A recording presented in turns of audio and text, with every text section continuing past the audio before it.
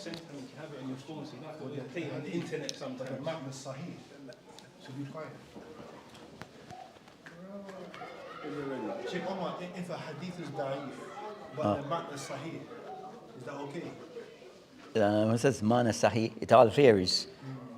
The hadith that is the hadith is da'if. So the asl of the hadith is da'if, then and the meaning is sahih, then it have to like coincide with something which is already established in the Sharia. Something's already authentic, it's got the same meaning. Yeah, the meaning is same, but if it just have a good meaning, but then it's, you understand, the asl that is rejected, but the meaning is considered to be, if the meaning is accepted because of other supporting, other evidence. Where's Prince? Okay.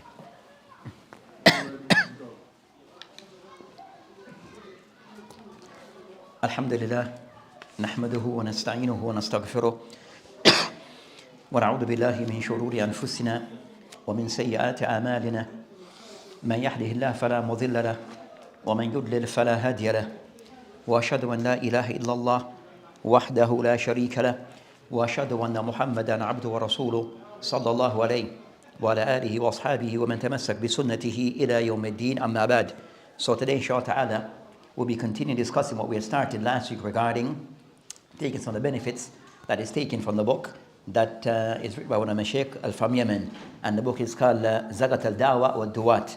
So he discussed concerning certain points that relates to the Dawah, and also more so points that relates to the Da'i, the Duwat, regarding the impact that it can have on Dawah to Salafiyah in particular. So he mentioned regarding, as we mentioned, the Shaykh, if any, a correction, that the Shaykh, his name is Muhammad or Abu Ammar Muhammad ibn Abdullah ba Musa. Muhammad ibn Abdullah ba Musa. And we have mentioned that he have written many books on the Shaykh from Yemen, then that have written, authored several books. And of some of the works that he have written that he wrote this book regarding concerning discussing certain matters that are discussing matters relating to the affairs regarding ad-dawah and also the duwat. So he mentioned regarding concerning of those things that as those who are involved in the dawah should pay attention to regarding concerning of how things might impact in a negative way on the dawah, and somewhat the dawah can be somewhat diluted due to, we mentioned what, 3 areas. As I mentioned concerning daf fil iman or riqat al iman, where the person's iman becomes very weak and at a low point. And also second, that daf al ilm, second regarding daf al ilm, that the person also have weakness in their knowledge. And third, he mentioned daf ish al aql, that the person intellect is aql, also there's weakness in his intellect. So regarding concerning the da'i and the dawah, it's trying to always look at the dawah from those 3 perspectives, or those 3 different areas regarding those who are presenting the dawah, involved in the dawah, the regarding their level of diyana, their level concerning that, them, their iman, level of iman regarding how they follow Islam and uphold Islam. Second, that matter regarding to their ilm. And third, regarding their level of how they use their level of maturity and how they use their intellect. So we had covered points that he mentioned, just some of the points he mentioned, many points regarding matter that relates to daf al-iman, that when the daf, weakness in the iman, sets in and affects the da'i, that the person may be praying, may be fasting, but the weakness is, you understand, the weakness is regarding other things. But we kind of somewhat highlight, so some to the person, yes, he's a da'i, but regarding his salat is on point. Regarding concerning his siyam, going for hajj and for umrah, those things are there. But regarding concerning what you might find other things where weakness might sets in or might affect that person. So he discussed some of those things that, especially concerning the da'i, that the things that may be overlooked regarding the person, but these are the things that can have a drastic impact regarding the person dawah. And we mentioned some of those matters regarding ad-daf al-iman, that he mentioned of those things that, you have signs of this. So the asl, that a person should have ikhlas regarding his dawah, that he sees dawah as calling to Allah subhanahu wa ta'ala. But also and he's doing it for the sake of Allah subhanahu wa ta'ala, not doing for, but when a person starts to do things for recognition, as we say today, he wants to get following, acknowledgement, and these type of things, then that could be a sign of riyah. So I said that could be a sign of dafir iman, where those things now start to creep into the person. And I mentioned that a person like in praise, that when he's introduced, then now you have this big praise and introduction done for him. So the person, somewhat he enjoys this, and sometimes may request this. Also regarding those matters, they mentioned that the person at times, if he's not invited, he take offense.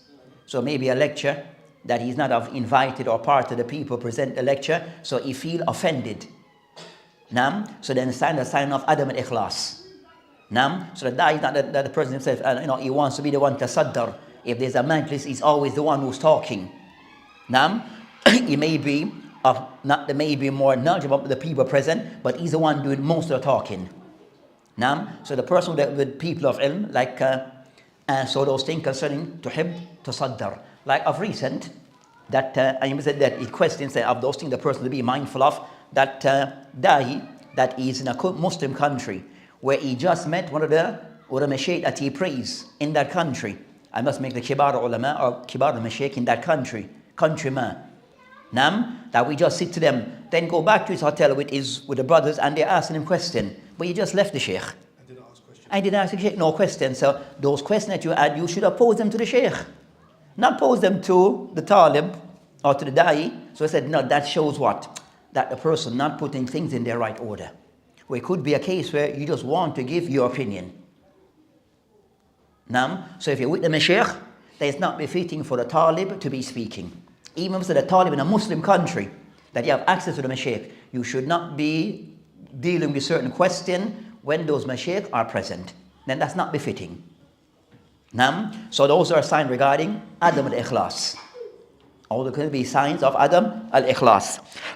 So mention some of those things the Shaykh he mentioned regarding Adam al-Ikhlas, and we went through some of those things, not everything that he mentioned, just some of the things that he mentioned due to time restrictions. Then after the next thing that he mentioned, the second we discussed, just to highlight some of the points that he mentioned regarding the second area, regarding daf al-ilm in the da'iyah. So of those things that can have a severe impact on the dawah, and in particular concerning dawah to salafiyah and any other dawah. If concerning the da'i, which only should be one dawah to Allah subhanahu wa ta'ala, ala basira. According to the manhaj of Ahl Sunnah wal Jama'ah wal Hadith, Al Hadith wal Athar, there should only be one dawah. But unfortunately, we find different turuq regarding what the people are upon today. Different jama'at.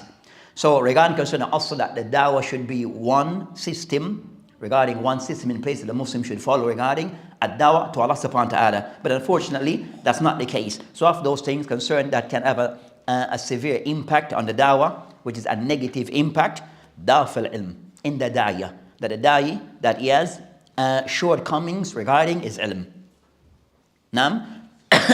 So of those things, regarding concern, so it shows that one, giving dawah, that there are certain criteria that should be in place for the da'i.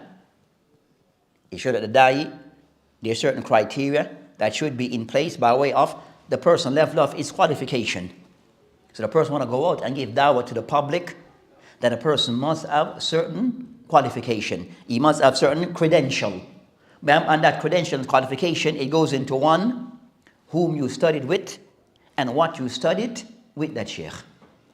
So it doesn't mean the person have to go to a university. It's not a criteria. The person must be a graduate from a university for him to be a da'i. That's the only path to learn Islam. That's not the case. So the person in university is just providing a system where the person sits with the mashaykh sit with the mashaykh and learn Islam. So one, the person studying with the mashaykh directly in front of the mashaykh or with the mashaykh, and second, the type and also the books that are studied. So the person qualification, going to those regarding the person level of knowledge of Islam, you studied with mashaykh, and also so who are the people that you studied with and what you studied with them. What are the books that you studied with them? So the person can give a credible list of mashaykh, bona fide mashaykh, and also notable books that he studied up to a certain degree. Then that's the thing that the person will be measured with. That's the thing the person is measured with. So I said of a We said it should be a shame for the person of ghira. What is ghira in English, they say? Ghira. We have ghira. Jealousy. The person of that jealousy, them say it should be the person of ghira upon Islam and Dawah Salafiyah. That when we ask the person giving dawah, and you ask what you studied, and you're saying, I study a part of Thalatha Usul, I study some basic books with a chapter here and there. We should be embarrassed to put that to the people. We should be embarrassed. So the person who said he's representing Dawah Salafiyah, and he's talking about these matters, and what the person is presenting when he's asked what's his qualification, is giving things that are for beginners. Kids that are in primary school study those things. And you're going to present that to the person representing Dawah Salafiyah in the West. We should be embarrassed. We should be embarrassed, because that's a shame. That the ones who are the most loudest, that they have the least qualification. And that's a sign that you're not from the way of the Salaf al-Salih. Because if you were, you wouldn't be presenting yourself with this level of with this level of whatever. I don't know what to call those things. But I said, if you're following Dawah Salafiyah based upon its principle, then you know that the thing that you're presenting, you should not be involved in the dawah to the extent that you are, in being one of the face of the dawah. You shouldn't. That's contrary to Dawah Salafiyah in any time period. And from any of the Mashaykh. So that's of the downfall regarding. So I said, yes, the person should have some qualification, and also that qualification should also a person in his character and his behavior also. Those things are weighed up, and also his ibadah. All those things are weighed up regarding the person level of qualification. If those things are not in place, then we're disqualified automatically. Not that we have chosen and that we don't want to spread the doubt because we're not qualified. That's all. If you're not qualified, then you're not put forward. It's simple. But the person who's not qualified and put himself forward, then eventually there would be problems for the dawah and for him and for the people. That of the thing that Shaykh mentioned, we can somewhat highlight some of the things that he mentioned regarding da'f al-ilm, which is considered ilm al-shar'i. That he mentioned, of those things, he mentioned adam al-tawfir, ba'da shurut, ad-dawa fi ad-da'iyah. يسبب خلل في الدعوة. So he said, of those things, adam al-tawfir or tawaffir, ba'da al-shurut, where a person does not fulfill certain of the requirements regarding the dawah in regard to the da'i. So the da'i, he does not fulfill the basic requirements. And the basic requirements is not Thalatha Usul. And Kitab Sifat al-Salat by Shaykh Albani. That's not the requirements. That's for the army, that's for any Muslim, general Muslim. That's for the general Muslim. That's a basic requirement, because he must pray and must know those basic things regarding Thalatha Usul. So that's not a criteria for a da'i. A da'i go beyond this. So anyone who believes that's a requirement, then that person has mistaken. And that person, dakhal alayhi shaitan. So he mentioned regarding concern that Sufyan al-Thawri rahimahullah, he mentions لا يأمر, so regarding concerning that لا يأمر بالمعروف وينهى عن المنكر إلا من كان فيه خصال ثلاثة. That he mentioned that the person is involved in a dawah, who's going to be involved in calling to Allah subhanahu wa ta'ala and encouraging good and forbidding of evil, which is the asl of the dawah. He mentioned that the one who wishes to be involved in encouraging of good, who wants to call to good and forbid evil, then he must fulfill 3 khisal, 3 characteristics. And as for anyone who wants to be involved in the dawah, then we have to look to ourselves. Then I mentioned first, rafiqun bima ya'mur. He must be a person of rifq, gentleness in the things that he commands. Rafiqun bima yanha, and also rifq, gentleness in the things that he forbids. So rifq in what you are encouraging upon the people, and also what you are forbidding upon the people. Second, adlun. The person must be just. Bima ya'mur, you must be just in the things that you encourage, that you are commanding, instructing the people. Adlun bima yanha, and also you're just in the things that you are forbidden. So the person not to go over the top in things. So you have to be just and fair in what you're requesting from the people, and those things that you are forbidding upon the people. Then they mentioned the third, alimun. The person must be alim bima ya'mur, alimun bima yanha. That a person also has to have knowledge of the thing that he is encouraging, and also he has to have knowledge of the thing that he is forbidding. So this is concerning of those things that the da'i have to take into account. The da'i have to take into account. And also it is aided by the statement of Ibn Taymiyyah rahimahullah mentioned, labud min al-thalatha, that the person must, concern the da'i, must fulfill three things that are required. Ilm, rifq, was sabr. That da'i have to have these three qualities. Ilm, knowledge, rifq, gentleness, sabr, and patience. Then I mentioned al-ilm qabla al-amr wal-nahi. That ilm, it precedes thing that you're instructing and thing that you're forbidding, thing that you're encouraging, that the person, al-ilm, before this, and also, then I mentioned al-rifq ma'ahu, and also the person when he's doing these things also with rifq, it goes along with it. It goes side by side with this. Was sabr ba'd, and also sabr, it comes after. So the person encouraged something, or he forbids something, then the person after does have patience after he has done what needs to be done. He has to have patience after he has fulfilled those obligations. So it shows regarding concern the da'i have to have certain criteria and have to understand certain things regarding the dawah. Then he mentioned al-munkarat qisman. As for munkarat, that the person at time of the challenge, and that can be the difficult thing, challenging those things of munkarat. القسم الأول he mentioned المنكر المنكرات الظاهرة. So you have munkar, which is open evil. التي يعلمها, that العالم والجاهل, where everyone is aware of it, whether the person is the alim or the person is jahil.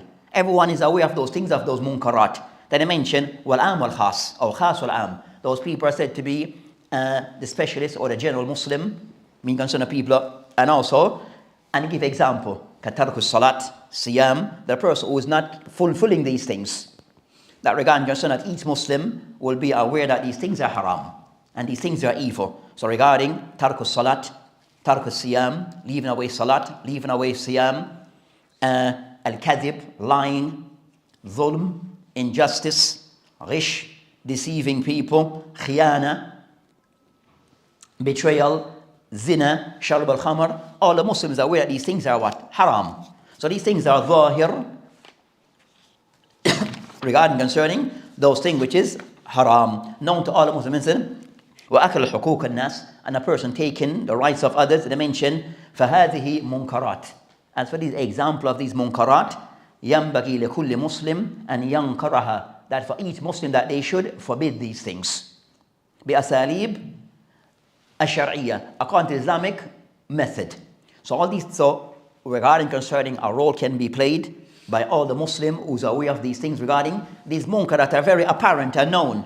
The Muslim making care of them in the way which is according to his ability, according to one's ability. But at least the person know that these things are evil. Then I mentioned qism thani. Then as for the next level of these munkar, that so that level, it doesn't require that the person have to go to an alim. It's for the person to know these things because they're things that are generally known. As for qism thani, the second level, munkarat allati fi hukmiha shay min al-khafa, that these munkarat, we find that there's things that are somewhat hidden, not apparent to all. So it's munkar, but not apparent to all. ومن عرف حكمها جيدا مما تدل بالعلم الشرعي. That's for the person who have the knowledge of this, that they have knowledge of the Sharia, then the person make the inkar on those matters. But these are not for anyone and for everyone. So these are the second levels of people that will make these, the ones who would manage these matters are those people of Ahlul Ilm. These matters that may say fi khafa, these things that are hidden, not apparent to all. So that's concerned a person being aware of those things regarding that the da'i that have to have certain requirements.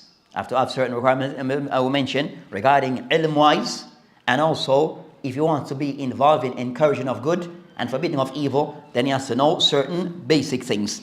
Second, that we'll mention here, adam al-hikmah fi dawah ila Allah.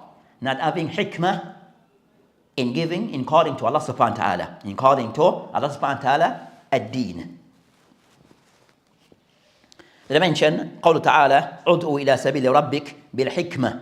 Allah subhanahu wa ta'ala mentioned ادعو إلى سبيل ربك بالحكمة, that you should call to your Lord بالحكمة والموعظة الحسنة, and also موعظة الحسنة, so and also that a good way of exhortation to the people.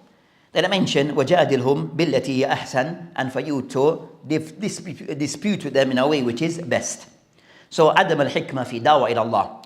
Today you find the people that believe that a lot of people kind of somewhat, or some of the idea regarding dawah to Allah subhanahu wa ta'ala, going on the street and to confront the Jew, the atheist, the murtad. This is dawah, confronting those type of people.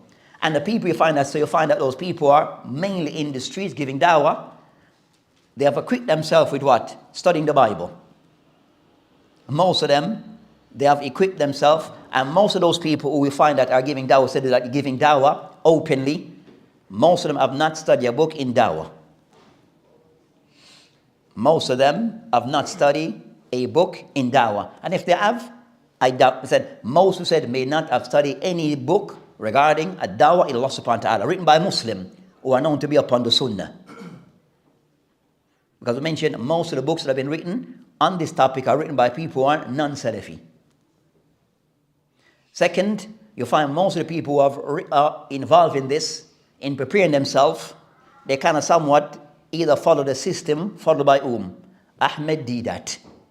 Most of them, if you're aware regarding Ahmed Deedat, do you know who Ahmed Deedat is? No. They're following that program in most cases. That's the program they're following concerning what it said, comparative religion of Christian Muslim debate. So they use Ahmed Deedat books as the foundation for their dawah. So knowing that, they said, knowing the loopholes and the shortcomings in the Bible, which is Ahmed Deedat program that most follow today. But as for them known regarding Islam, then that will be not on the top of their list. That will not be on the top of their list. So you find most of the situation is confrontation, argument back and forth between them and Christians. That's arguing. Regarding proof that the Bible is, as I say, they see it as, the mindset is to challenge the Bible, cause them to lose trust in the Bible, so then they will have trust in maybe you at some point. So to dismantle their trust in the Bible by showing the Bible of its fault, and by this then you can sow your seeds. That's the challenge. So at times you find them do the same approach, which is try to sow seeds, try to dismantle or attack the Quran or the Sunnah. Then they will then they can break the Muslim down. So I said, no, but is this the way of the Anbiya in giving a dawah? Is this the way of the Anbiya in giving dawah? So that's the thing. So I said, no, this message, so Adam al-Hikmah, it is mentioned by Ibn Qayyim rahimahullah, he mentioned regarding this matter regarding al-Hikmah في دعوة. قال ابن قيم رحمه الله الحكمة فعل ما ينبغي is doing those things which is proper على وجه الذي ينبغي in a way which is befitting في الوقت الذي ينبغي in the time that is befitting. So a hikmah is doing that which is befitting in a manner which is befitting at a time that is befitting. Then زاد ابن تيمية رحمه الله فقال والمكان الذي ينبغي, and also in the place that is befitting. So all of that is a part of hikmah. All of that is putting hikmah together concerning what to present, what to discuss. Is this the right time? Is this the right place? So the person putting all those things in perspective. So the question may be asked, given going to that Sunday thing, that place in Sunday, what do you call it? In the park. Speaker's corner. I said, hikmah in going there may have an advantage, but how you present what you're there, then those things to be weighed out.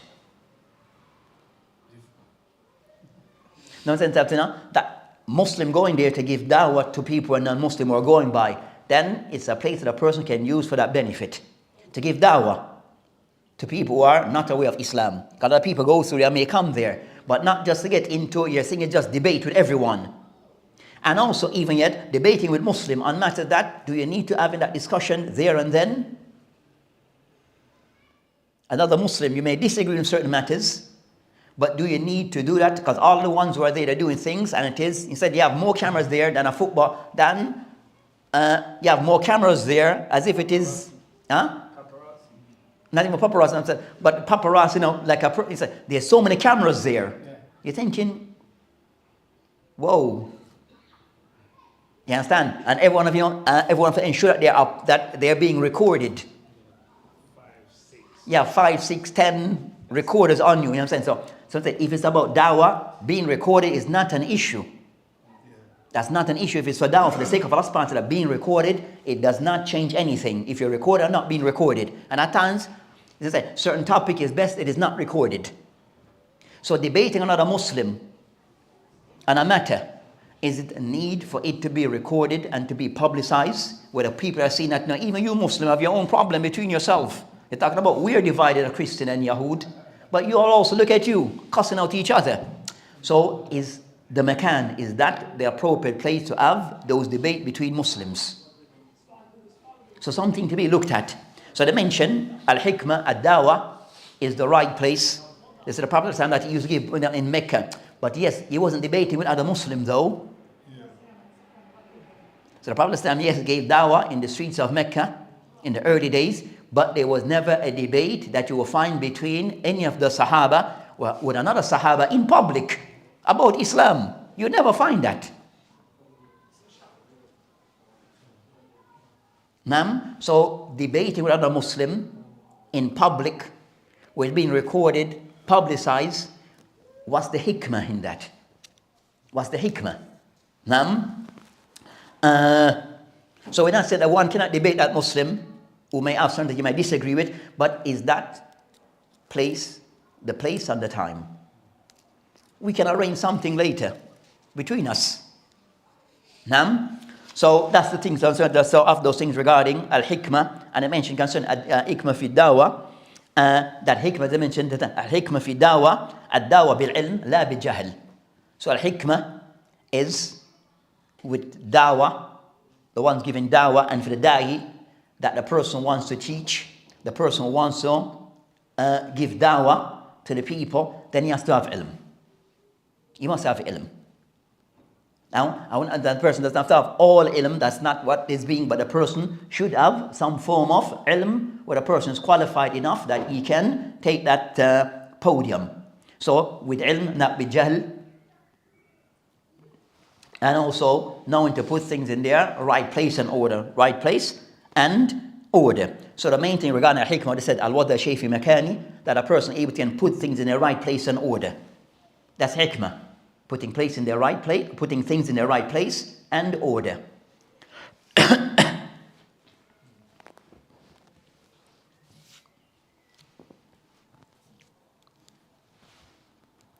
The dimension of the thing regarding ad-daf al-khibra wal-basira fi dawa ila Allah. Of those things they mentioned of the weakness regarding al-ilm, with a person also, which is, I said, the person not being qualified. So all these loopholes are then become manifest because the person does not have ilm and basira. So they mention ad-daf al-khibra. Al-khibra concerns a person having experience, like insight, wal-basira, regarding ad-dawah to Allah subhanahu wa ta'ala. So at times you find that regarding concerning dawah, in certain places you have institution that teaches the topic. You have university that teach concerning ad-dawah to Allah subhanahu wa ta'ala as a topic. So it shows that there's certain type of, is something of importance, but also it's a science. So it shows that there's a science that has to be approached and understood in a proper way. Not just a person said, making up as they go along. Okay, find most of the people out there, they're making up as they go along. The best thing that they come up with, I would say, Ahmadidat, Kutaybat. The best that they use is Ahmadidat and the books regarding dawah. Ask any one of them out there, what's the program that you're using regarding preparing yourself for dawah? Read the books of everyone else. What are the books that are concerning us? See that you have prepared yourself regarding Islam, the books of the seerah that you have read from cover to cover. Books in Tawheed, books in Aqidah. Books in al-lugha, books in hadith, books in tafsir. Which of those books you have read? Islamically. I consider all those areas. So matter consider Aqidah in all these areas. Because when a person put himself to go in that public arena, people, even Muslims, going to come ask for clarity on those matters. And even Muslims that you may disagree with. So you have to be prepared in all of an acceptable degree. I said, not reading a beginner's book and think that's it. So for most of the ones they listen to, that they parrot, just fatwa of some of the mashaykh. The shaykh said this. Are you sure he said that? To the extent that you have sometimes of the errors they find that, one, that some of the ones when they give their dawah, what is called dawah, that the thing that the shortcomings, sometimes you have statements that are said that you can tell it was not verified. That statement that is being mentioned was not verified. Because you're attributing to people things that they never said. And you never can prove it. But if you ask a person, bring the reference for that, they will never be able to produce it. And you pick up those things when you know the topic. So sometimes statements are said that there's no real evidence for what is being said. The person that cannot properly reference back the information that they have mentioned. They need to verify the information. Also, or source their reference properly. They may not be able to do so. Also, you find that they're quick to respond. And sometimes that response also, they misunderstood what the person is asking or the question. And also quick to give an answer, thing which is, even a mashayikh have not discussed that matter publicly. For example, like in today's time, over 8 months what's going on in Palestine. Omar al-Mashayikh, Kibar al-Mashayikh have spoken in detail on this matter of what's going on in Palestine. Omar al-Mashayikh, Kibar, over the Kibar, that have spoken in detail on this matter. Not many. So in the early days, you'll find the brothers are coming up with grand ideas. But most of the Mashaykh haven't spoken about it. So why are you speaking of that detail, passing judgment on people that most haven't spoken about it who are senior to you? So quick in giving response. Quick in giving response. The thing that the Mashaykh al-Kibar haven't yet spoken about, you are speaking about those things. Nam? So you can't accuse a Muslim of being there upon shirk. Nam? And sometimes those things are based upon other premise, which is the next discussion. Then also you find that also of some of those du'a that are out there regarding concern of things that needs to be looked and to verify, the people that they associate with and work with. The people that they associate and work with.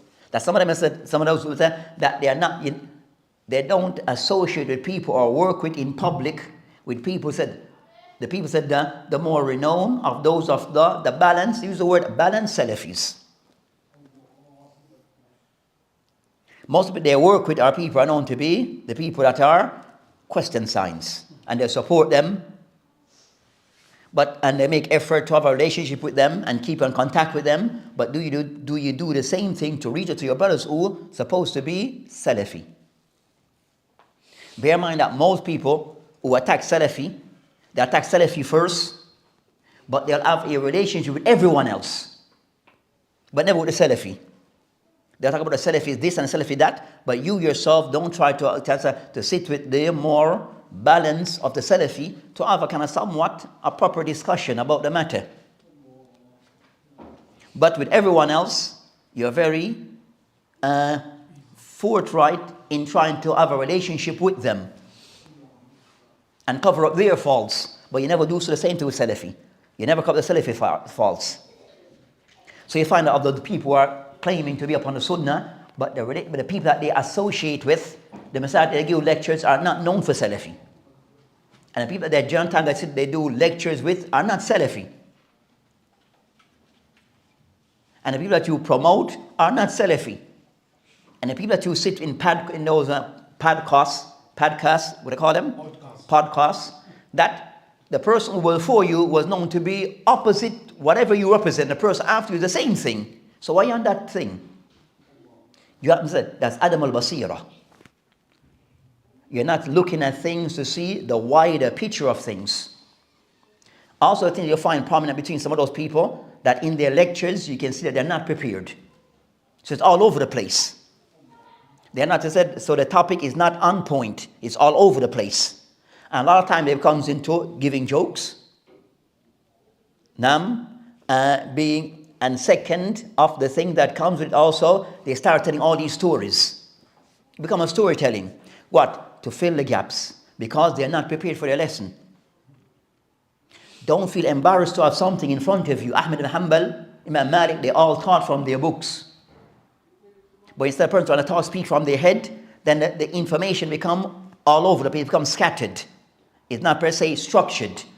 And to fill that gap, because the person is not prepared and you can see from the lecture, I said they're shooting from the hips. The information just becomes scattered. The filler become jokes and telling stories. And that's what you see today with some. And it's evident. And other things that comes along with things. So I said, Nadai concerned in khibra. That said, reaching out and speaking to those people can advise between those people who do what? That can advise you, especially those regarding ad-dawah and those things to be mindful of. Ibn Taymiyyah rahimahullah, that he mentioned, regarding concerning ad-dawah to Allah subhanahu wa ta'ala, mentioned that ala basira. I mentioned, قُلْ هَذِي سَبِيلِي أَدْعُو إِلَى اللَّهِ عَلَى بَصِيرَةٍ. أَدْعُو إِلَى اللَّهِ عَلَى بَصِيرَةٍ. It mentioned, Ibn Taymiyyah, عَلَى بَصِيرَةٍ requires ثلاث الأمور. الأول على بصيرة فيما يدعو إليه. The person must have basir regarding the thing that you are inviting to. What are you inviting to? So for the person giving dawah, you have to be clear as to what you're inviting and calling to. What is it? To Allah subhanahu wa ta'ala, to the deen of Allah subhanahu wa ta'ala, to His Rasul alayhi salam, to the sunnah, to tawheed, to know the halal and the haram. That's what you're calling to. So it's clarifying the deen of Allah subhanahu wa ta'ala. So your main goal is to clarify to the people the deen of Allah subhanahu wa ta'ala. Not to call them to my story. That's irrelevant. So the thing that to me to be clarified to the people, the deen of Allah subhanahu wa ta'ala, and giving details regarding those matters. What is Islam? What is the Sunnah? What is Tawheed? What is Shirk? What is Bid'ah? What is Makharim al-Akhlaq? So a package of those things. What is the halal? What is the haram? You call to those things based upon dalil. So the thing is calling to Allah and to Rasul alayhi salam and Islam. That's the goal. That's the thing that you are inviting the people towards with hikmah bil ilm. The second that he mentioned al basira fi hal al mad'u. And the second thing that knowing the affairs, the people, knowing the affairs of those that you're inviting to Islam. So the people that are the one that you're inviting to Islam, knowing their ahwal, knowing their situation, their circumstance. Now, when the Prophet regarding Mu'adh, when he sent him to Yemen, that what he said to him first thing, innaka ta'ti or innaka taqdum ala qawm min ahli kitab, that you're going to a people ahli kitab. So kind of somewhat for you to take into consideration the people that you're going to. Know something about them. So you can package the dawah in a way that suitable to them. Suitable to them. So that's the thing regarding concerning the dawah. They mentioned the third thing regarding ala basira, that according to ad-dawah ala basira fi kayfiyat ad-da'wah. The third, ala basira fi kayfiyat ad-da'wah. So the person will know how to present this dawah. How to present the dawah. Now, that's concerning. So you have the concerning al-wasail. What's the means, the way to present this dawah to the people? Those are the things that a person have to take into consideration. So knowing those three things, what you're calling to, ala basira. The second that we mentioned is what? Hal al-mad'u. And the third, kayfiyat ad-dawah. And also the fourth thing concerning, that concerning that hal ad-da'i. The hal of the da'i.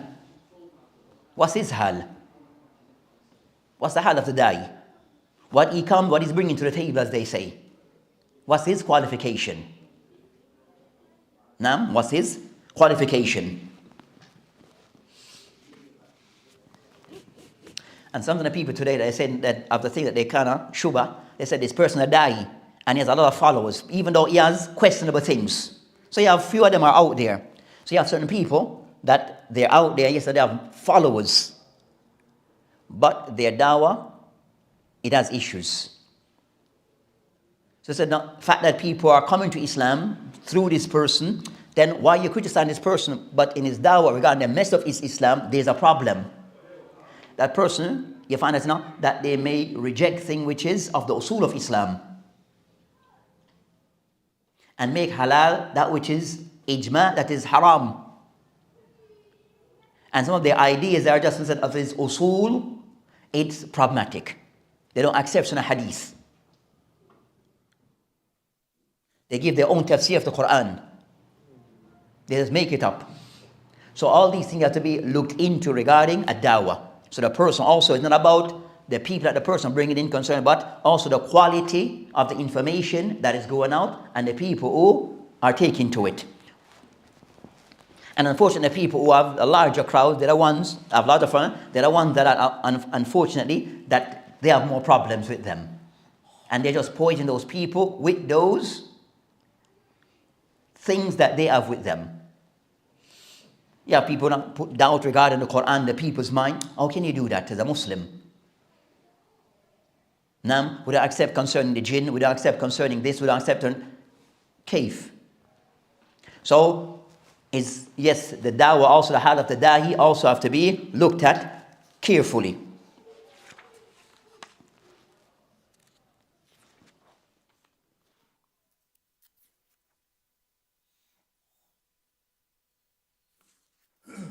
So Sheikh, he mentioned, as another point that he mentioned, but other point that he mentioned regarding of the thing that of the focus regarding the dawah, he mentioned min tabligh al-risala wa dawah ila tawheed wa sunnah. So I've concerned the focus of the dawah is regarding a tabligh. So the person himself, you're just the person, you're just presenting this to the people. It's not your thing.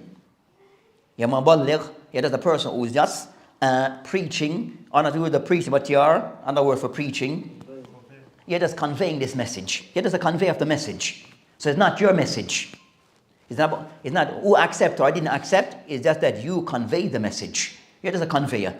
So regarding at-tabligh al-risala, wa dawah ila tawheed wa sunnah, in detail, so the whole concern is now putting some detail to the matter regarding what is tawheed, and that will mean clarifying what is shirk, according to a sunnah, in detail regarding how the Prophet al-Islam function regarding things regarding ibadat wal mu'amalat. So explaining those things. Or the Prophet ﷺ prayed, made wudu, or also business transaction. So all those things to be discussed with some details eventually. And also one against al-bid'ah wal khurafat. To one against al-bid'ah wal khurafat. And also of the essence of the core of the things of the da'wah, al-amr bil ma'ruf wa nahy al-munkar, encouraging good and forbidding evil. And sometimes that is internal between ourselves.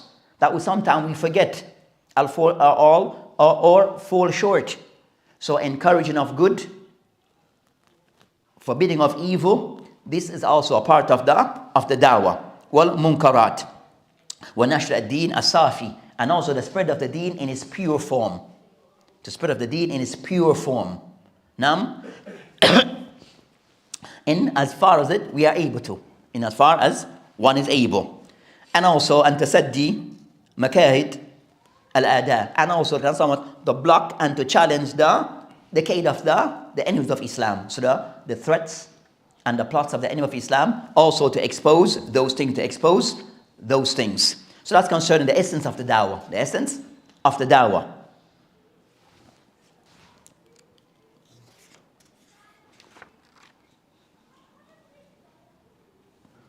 Also he mentioned of a next matter regarding concerning of the daf al-ilm.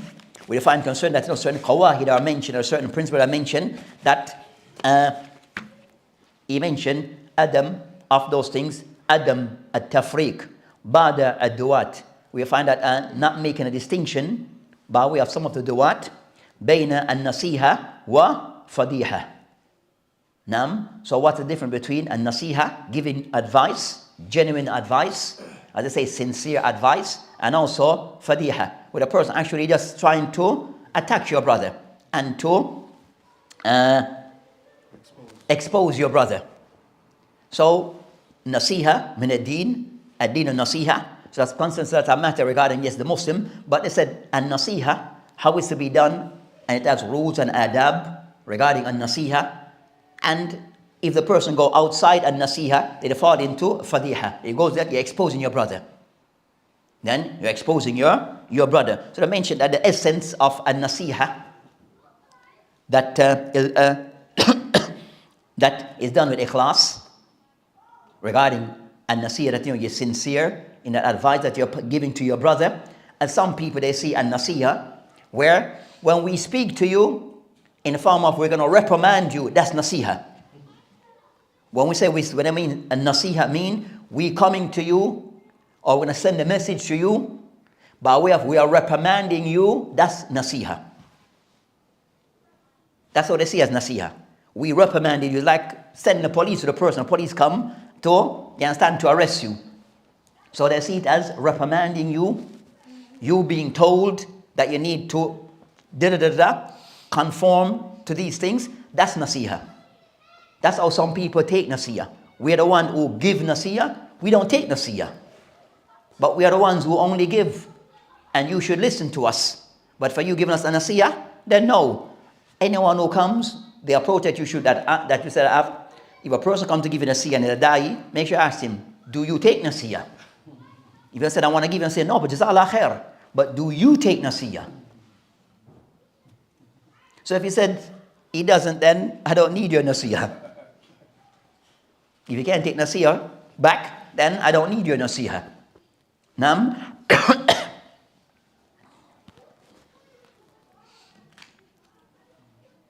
Then I mentioned ad-din nasiha as the asl of the hadith. Then the Shaykh mentioned regarding concern an-nasiha, asl fi nasiha yakuna bil ikhlas. That a person who wish that you're doing it sincere, that you want good for your brother. And nasiha is not to mean that the person all the time you fall into error. It could be nasiha with a person you want to encourage something regarding, when someone encourage a person regarding certain thing that you believe the person may be suitable for. You find that person that he have an inclination, he shown that inclination towards ilm.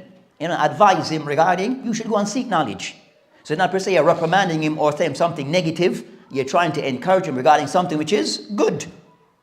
So nasiha could be encouraging your brother regarding something that you see that could be a benefit to him and to others.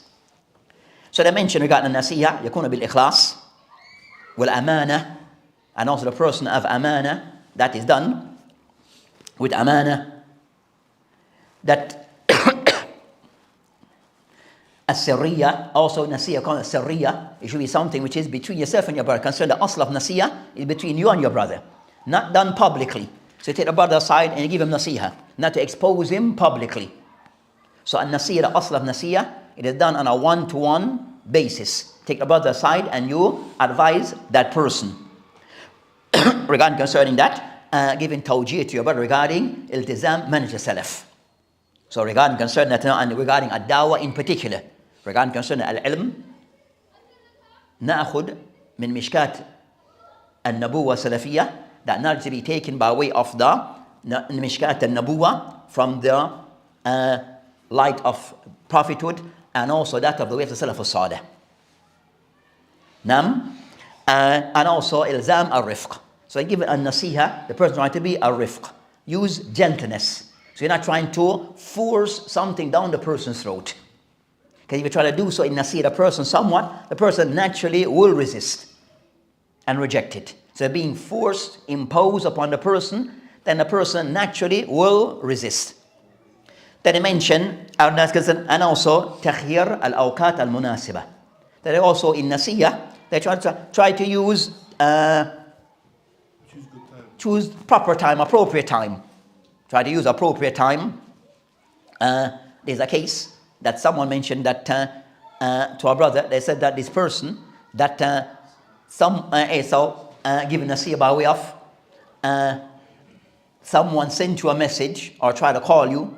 This person tried to call Fulan, but the person did not answer according to what they said. So from that, it means that you reject their dawah. Because you didn't respond to their phone call or didn't answer the phone call. They said then, the person, we tried to give him nasihah and he didn't answer. Because he didn't answer the phone call. Who made the call? No one know. You understand? And also this thing concerning nasihah, I find that as a qaida, people they said, no, that they said, okay, that the Sheikh Fulan had been giving nasihah to this person for 15 years or 10 years or 7 years. That's not a hujjah though. Because I don't know if it's nasiyah between themselves. I don't know. The sheikh who giving nasiyah, supposedly, is he giving nasiyah regarding something which is actually a legitimate fault of that person actually has or not. And among the Salaf usually use this as a dalil. Because they give nasiyah to a person for years, then automatically when you stop, then the person is off.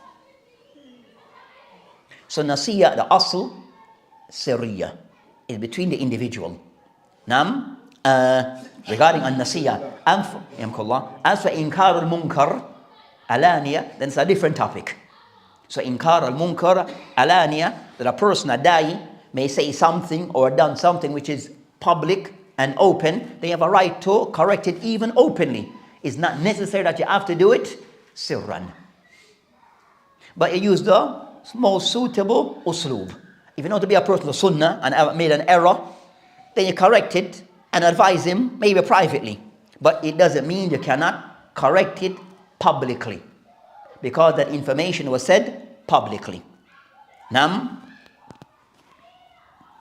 So, النصيحة مجال وإنكار المنكر مجال آخر. So said fadiha is a person somewhat that he mentioned things publicly that doesn't need to go public. About your brother, and you mention him in specific. So then that becomes, you're just trying to attack and expose your brother. And most of those times we mentioned before concerning that sometimes maybe think that is private matters, confidential matters that are being now put in the public arena. Why?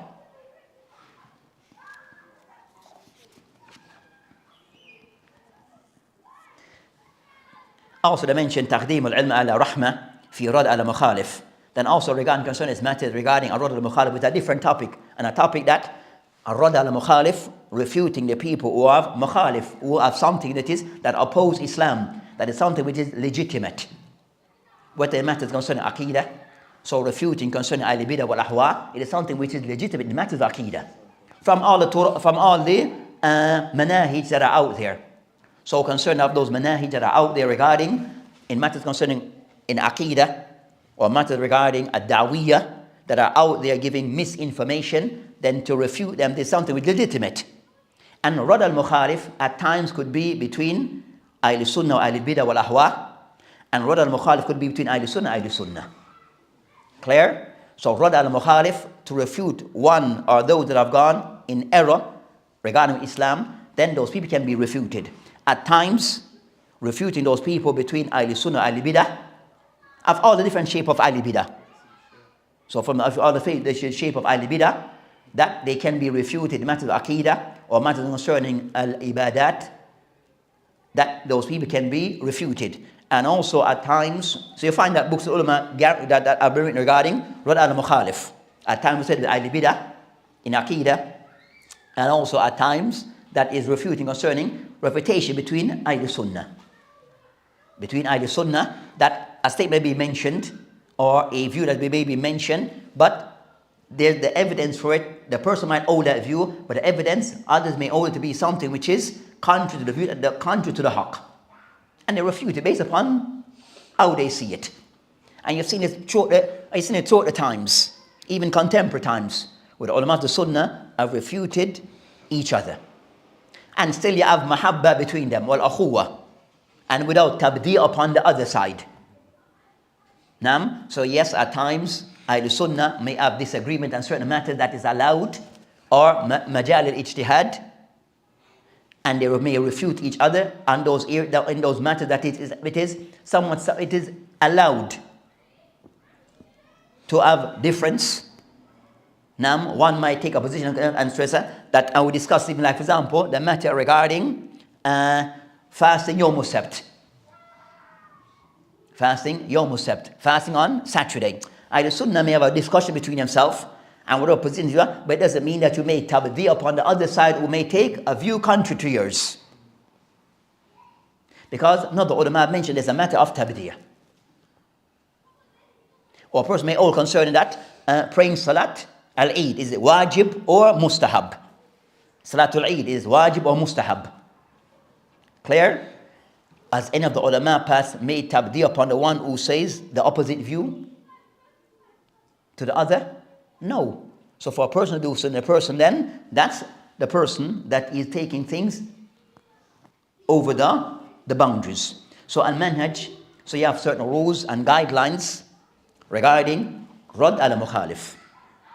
They said a person wants to enter into that arena or to speak about that, then a person must have read books on that topic to make sure he knows the guidelines to be followed and the rules to abide by. Clear? So there's books on that. What are those books that have been written? What have been mentioned on this topic? And then, so the person wants to enter into that arena, then the person should have prepared themselves by studying that topic thoroughly.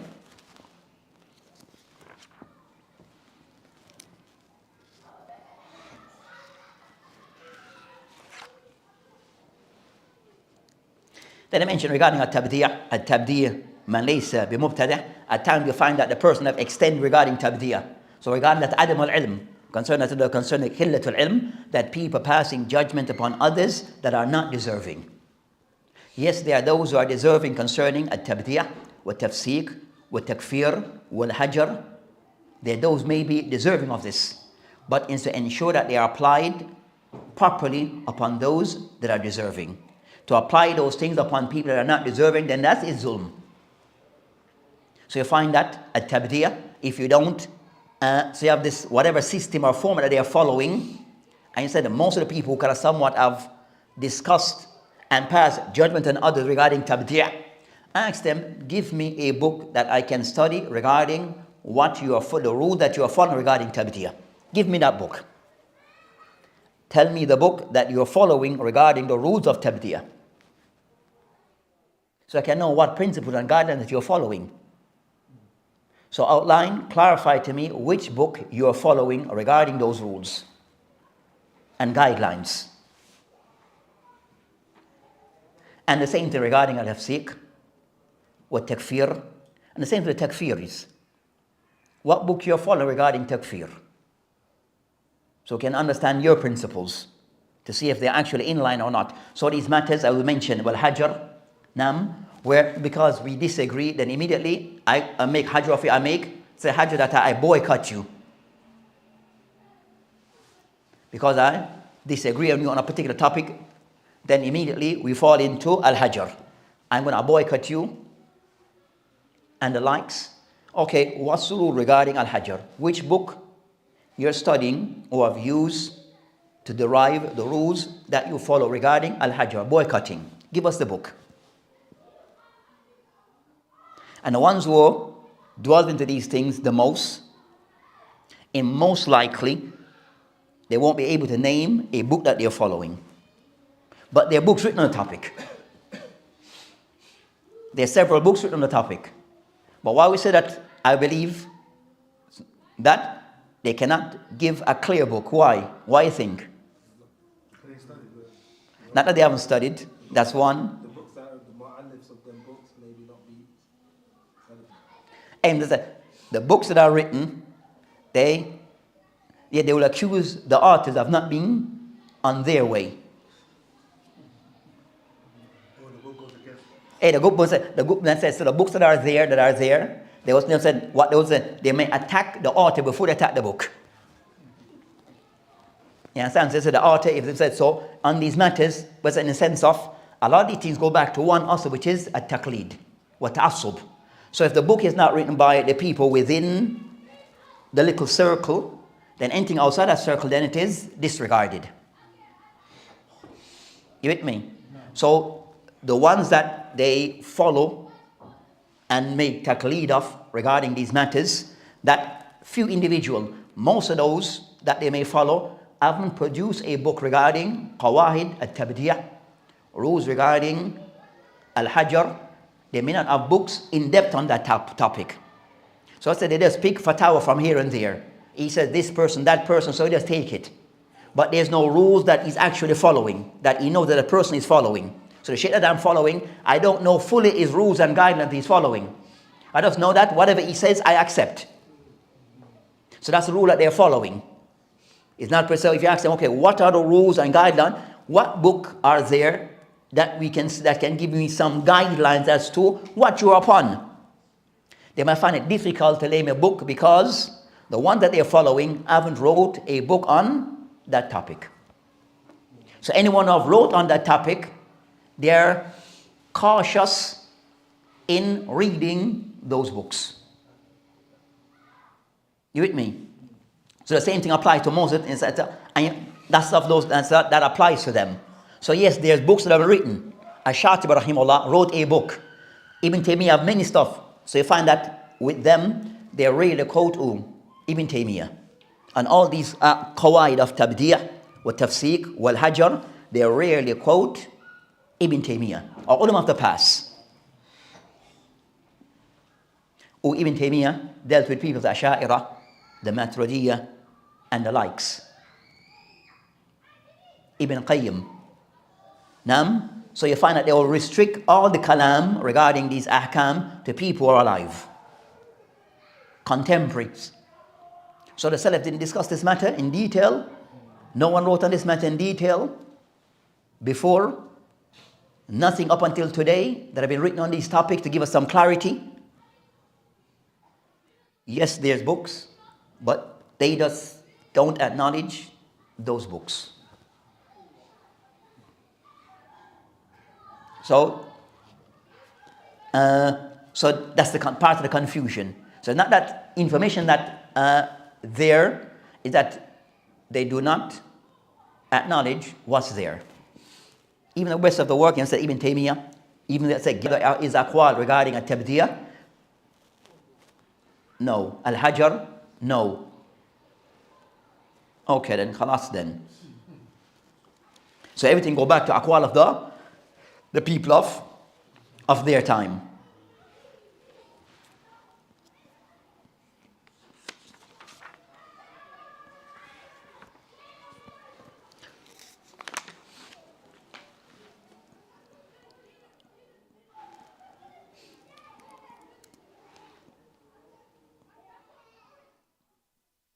Ibn Taymiyyah, Ibn Uthaymin of contemporary mentioned, واجب على كل من له قرآن فيهم بدعة. He mentioned Ibn Uthaymin rahimahullah, where he mentioned certain things regarding al-Hajar and his rules and tabdiyah, which is not somewhat, it's not systematic with some, not with all, with some. It's not systematic, still not clear as to the rules and guidelines that are being followed. So he mentioned Ibn Uthaymin rahimahullah, and you find that these things that kind of somewhat went in a different direction after the passing of some of the kibar ulama as-salafiyah. When the kibar ulama as-salafiyah kind of somewhat passed away, when you find that some of these things kind of somewhat, they start to go in different directions. So they mentioned Ibn Uthaymin rahimahullah, wajib ala man kana lahu qurana fihim bid'ah, that anyone who have any form of associates that have bid'ah, and yansahum, that one should advise them, wa yubayyin lahum annama hum fihi, or man يبين لهم أن ما هم عليه بدعة, so to clarify to them what they are upon bid'ah. لعل الله أن يهديهم, may Allah subhanahu wa ta'ala, or perhaps Allah subhanahu wa ta'ala may guide them على يديه, upon that person's hand, حتى ينال أجرهم, until the person achieve that al-ajr. That I mentioned, وإن أصروا, so if the person may have bid'ah, that you believe the person has some bid'ah, then for you to first give them nasiha. Give them nasiha and try to clarify those matters with them. Then it mentioned, if the person then didn't go along with that first step, It mentioned, وَأَنْ أَسَرُّوا عَلَى مَا هُمْ عَلَيْهِ مِنَ الْبِدَعِ. If the person still no continues, now you have to try to advise them, but they're not taking heed.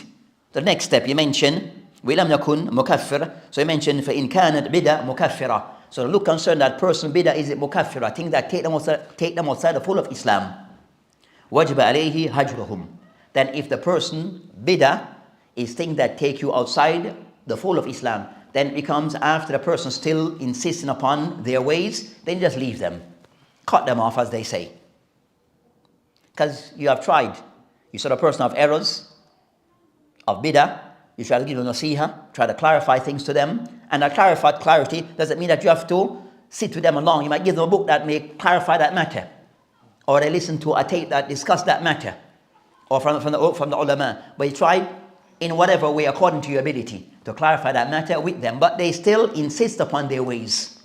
Then it mentioned, وَإِنْ كَانَتْ الْبِدَى مُكَفِّرًا. If the bid'ah which is mukaffira, then وَجَبَ عَلَيْهِ هَجْرُهُمْ وَعْبُودْ عَنْهُمْ. Then it becomes, after you have tried your best, then after a while you have to just separate from them and leave them. Cut them off regarding those matters. Then I mentioned, وَإِنْ لَمْ يَكُنْ مُكَفِّرًا. But it is not something which is mukaffir, something which is bid'ah, but is not to the degree of it take them outside the fold of Islam. هَلْ فِي هَجْرِهِمْ مَصْلَحَةً. Then to look to see in boycotting them, is it maslahah or not? So to see, if for me to, should I leave that person, abandon that person, cut off that person, is there any maslahah if I was to do so? Would that impact on a person in a negative or a positive way? They mention in kana fi hajruhum or fi hajrihim maslahah. If you see in disassociating yourself from that person, maslahah, hajruhum, then leave them. But if that you made that call, discuss with people of ilm, that if I was to cut off that person, it may kind of somewhat have an impact on the person. With me? Then I mentioned, if you see that can have a positive impact, if you were to do so, you made a person realize that what he's doing is wrong and he needs to change his ways. Now he's somewhat isolated, then leave him, so he can reflect. وَإِنْ لَمْ يَكُنْ فِي هَجْرِهِ مَصْلَحَةً. But if in making boycott of that person, there's no maslahah. He has his support group outside you. He has other would support him and back him. So if you make hajr of him, it will not per se change him, because you have those others that will support him. Mention فَلَا يَحْجُرُهُم. Then don't make hajr of them. Don't make hajr of them. لأن الحجر Dawah, because hajr, work on a person, said is a form of a remedy, is a cure. So they mention وَإِنْ كَانَ يَرْجُو نَفْعًا. But if you believe if applying it would be of benefit, then you apply it. Just like any medicine. If you believe in a person that medicine will help the person case, then you give him the medicine. If you believe the medicine that will not help aid the person, then leave him. Then let it be. So he's looking at a case from that angle. So al-hajr, it is something that is applicable with its rules and guidelines, which is looking at the maslahah, wa adam al-maslahah. Leaving that person, making hajr of that person, is weighing out those things. And that's not for everyone to make that call. It's for a person to sit with someone of ilm, to kind of somewhat to discuss through making that final call.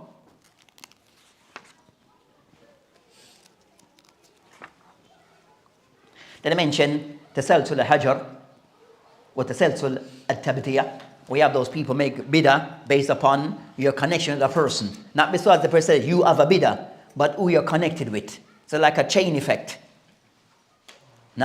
So is who you associate with, then they can somewhat pass judgment on you based upon who you associate with. By way of, when I say associate with you, with others, meaning that if you associate in the sense, if you did not make tabdi upon a person that they make tabdi upon, then khalas, then they make tabdi upon you. So that's the thing. So they said, no, we want to know your mawqif. They're not necessarily they want to know your position. They want to know is either you agree with us and make tabdi upon a person that we make tabdi upon, then you're okay. If you do not make tabdi upon that person that we have made tabdi upon, then khalas, you're with him. Just say Jamaykee for us people that question. That question is supposed to say matter which is zahir, apparent and well known. Now, those things are even concerned those things which is apparent and well known. But said those masail go back to regarding kibar ulama. Regarding concerning looking at those cases regarding because I disagree with this person, then I'm going to put him in the class of those people over there. Then it's not applied like this. I would say most of these things, it goes back to the asl of these things regarding qillat al-ilm, that it goes back to taqleed, al-amma, that people will make, and you have someone that you look to and look up to, for whatever reason may be. But, and then you can somewhat make taqleed of that person in order information they give to you. You can somewhat go with it. Even though in most cases the person might say, no, I'm not making taqleed. The person always said, if you said, accusing that you're just making taqleed, you said, I'm not making taqleed. But in reality, that's all you're doing. Because you haven't looked into the matter in a neutral way. You're just going with what they have said or given to you, presented to you, you're accepting it. So a lot of time, people make taqleed unknowingly. Especially regarding concern in matter which is serious matters that needs to be looked at with a person who, number one, do you have the tool to look at that matter in depth? Do you have the tools regarding the Islamic? Was that no concern that no Dawah al-ilm? Are you qualified enough to look at that matter in a proper way? Investigate the matter, research the matter properly, or just reality, you're just making taqleed, knowingly or unknowingly. Whether you want to admit it or not admit it. Then you have tahassub al-maqit, where also the person has ta'assub to the ulama, to this mashaykh or this mashaykh from either this country, this place, this institution. So you have ta'assub based upon various factors. So the person that is somewhat, said a lot of masail, it is somewhat the person lose vision, put themselves in a little box because of ta'assub. I follow the shaykh in whatever he says, I go with him. Or these group of mashaykh, whatever they say, I go with them. Without, we said, a lot of cases, we said, the person who is equipped, not making the relevant investigation and look into the matter. And also, itibal hawa. And sometimes it goes back to the person, itibal hawa. The person was want to follow his desire. So he finds something that he can hold to. So he does follow, and it kind of somewhat, it suits sometimes our lifestyle. Sometimes it will be real. Itibal hawa, because something, it suits me in what I want to achieve, which is sometimes I want to say it's Islam, but the Shaykh Islam. I find a aqwal of the ulama who can somewhat give permissibility for something that I want to do. So I take it because it suits my desire. So sometimes itibal hawa, we want the view that can somewhat, so sometimes a person may mutashaddid. So anything which is harsh, he goes with it because he's a harsh person, his character and his ways. And sometimes a person is miskeen, he's somewhat daif, and you want something to justify our weakness. So go to a view that is in line with our hawa, with our desire. So you have those three things that are destructive. Taqleed al-amma, ta'assub ila al-ashkhas, or madhahib, wa ittibal hawa. Three destructive things that a person don't want to fall in those traps. Then the Shaykh mentioned other masail, kind of somewhat based upon time. We'll stop there regarding what have been mentioned regarding, we said, after that he mentioned regarding that the destruction or shortcomings of the dawah and the du'at, which is the dawah, that either not, the destruction of the dawah, not understanding the dawah. The other thing, that a person want to represent something that he does not understand. You want to be of something that you don't fully understand. So that sometimes a person might align to something thinking it is right, but in reality, it's not right. It has this shortcoming. So with the dawah, so there's dawah, which is the dawah to tawheed wa sunnah. So the general framework of the dawah is dawah ila tawheed wa sunnah. Meaning going against, clarifying what is tawheed and clarifying what is the sunnah. Anything that opposes then is to be rid of.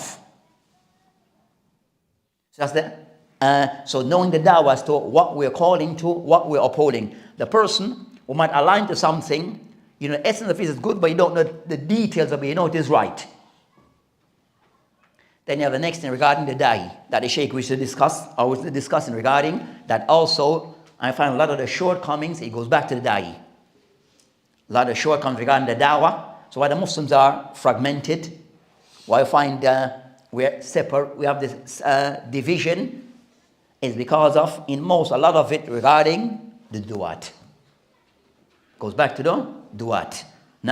So the du'at, as we mentioned, of their shortcomings could be qillat al-asad, da'af al-iman. That their iman, diyana, it is weak. The da'i is out there, what is diyana is, we said, not necessarily that he's calling to, that himself, he's calling to, that, he doesn't pray, he doesn't fast, but regarding concerning that other areas that are the hidden, da'af al-iman is present with him.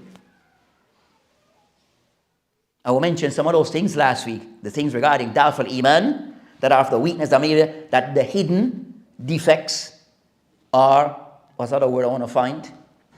The hidden setbacks are with him, but most may not see it, or some may not see it. Those things are there. Then we mentioned the second that the Shaykh discussed regarding the daf al-dahi, regarding daf al-ilm, which also is a next problem. Not understand the dawah, and second, the person himself is not equipped. They're not equipped. They don't have the proper training. They're not prepared by way of training. I would say that training is who you studied with and what you studied. That's the crux of the matter. Who you studied with. So that person should be Salim Aqidah, should upon the correct Aqidah. Salim fi al-masadir, that a person that concerned the masadir, the source of Islam that are valid, he knows them and use them, rely upon them. And also talaqi wal istidlal. We said talaqi wal istidlal, the person also know the method to derive ruling in the correct manner. So those are things concerned the da'i regarding is so salamat al-mu'taqad is aqidah sound, the sources that he rely upon, that they are sound, Islamic sources, and third, the way that he derive ruling and judgment, that they are sound, and the ulama rely upon that they are also sound. And that would mean the books and the likes. So you have books, knowing the books, also the proper source of books, also to follow and to use. If the person have those things in light, and have gone through the proper course of the ulama and the mashaykh, then fi barakah. But if not, Allah musta'an. Allah musta'an. So said today a person said, I'm Salafi. When he's asked, what's your qualification?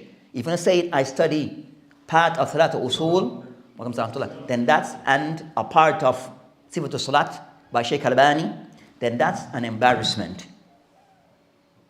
That's an embarrassment. That person should feel ashamed to say that he's a face for Salafi. And to the public, that person should be ashamed. Because that's what he says there, it goes against Salafiyah, by score. To say that that's your qualification. You done Salat al-Usul and Kitab, a small book, and say that you're giving dawah to the public, then you should be ashamed. To say Salafi in your name, use the word Salafi in your mouth. Because what you're putting forward as a qualification is an embarrassment for you and the dawah. Because Salafiyah does not accept this. It's unknown that a person who's a jahil is leading. Dawah to Salafiyah is imaginary. It's something you cannot imagine and never occurred. You mean put yourself at the forefront? It put himself in the forefront, and the person is not qualified, is unknown in the history of Salafiyah. Unknown. And so said to anyone who to do so, then that person should feel ashamed. But the person of no shame was a man mastahi, the person of no shame, do as he wishes. And that's the problem. The person gonna put themselves forward in that manner, then they have no shame. Fallah mustan. And the person have no shame, then what can you expect from them? So those are the points the Shaykh wished to mention. So because of time, there's many more things that he mentioned, but unable to go through everything. In next week or tomorrow, we'll try to discuss the third regarding daf al-aql. Of the weakness of the dawah or the da'i is weakness in his aql, in his intellect. Now, we discuss some of the points that he mentioned tomorrow. وَبِاللَّهِ تَعَالَى تَوْفِيقٌ وَهَذِهِ السَّبِيلُ.